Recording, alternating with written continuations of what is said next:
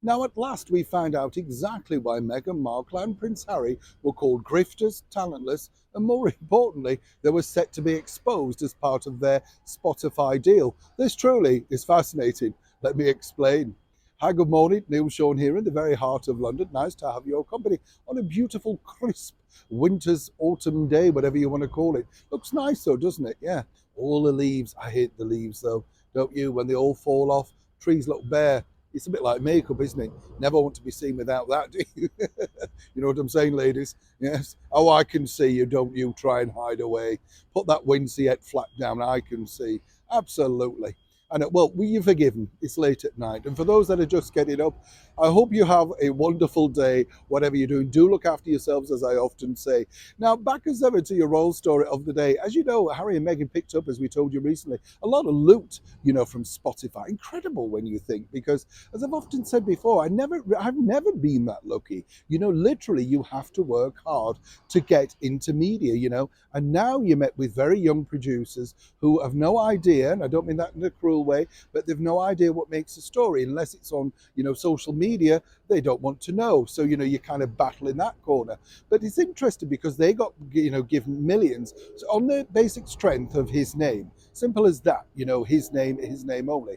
Now, after 12 dire episodes of archetypes, they very wisely decided this is rubbish. And so we'll dump them. And very publicly, they dumped them. As we told you, Meghan had a 20-minute warning to scramble around. Spotify was certainly not going to be going under their narrative. They decided that Meghan had been an absolute nuisance. They built a studio, 25 producers, people in tears. They couldn't stand her. You get the picture.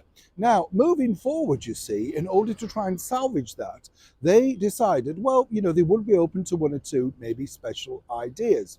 But the ideas that Meghan had were all about Meghan. For instance, Meghan inside the White House, Meghan inside, for instance, the Vatican. These were the ideas that she thought. A cable TV actress, do you know what I'm saying? It's kind of like, wow, because they're just going to fling open the doors for you, sister. Now, what was interesting is when they didn't really respond to those ideas and it wasn't really forthcoming, no, she wouldn't lower herself to ring them up and suggest, could we have a chat and maybe discuss further? No, that's not Meghan's style. She sent down the handbag carrier, Prince Harry. He had to go and get in front of the people. They didn't want to see him. The only thing they wanted then, after that debacle, was simply royal stuff. Why can't you give us the stuff you gave to Netflix? That was what they truly wanted, some inside dirt, salacious gossip, that sort of stuff. And that truly is why it literally all fell apart for Meghan and Harry. What had happened was they promised big names, big interviews and all that sort of stuff. That wasn't forthcoming. And then wasn't that forthcoming, they thought, well, you've given all the best bits to Netflix. We're getting the scrag end. And so they decided to depart with the scrag end. Whatever story, spin, etc., the agents, the managers, and they decide to spin, that is Spotify's take on the end of Meghan and Harry as podcasters. By the way, it still would work with him, but never with her. Neil Sean in the very heart of London.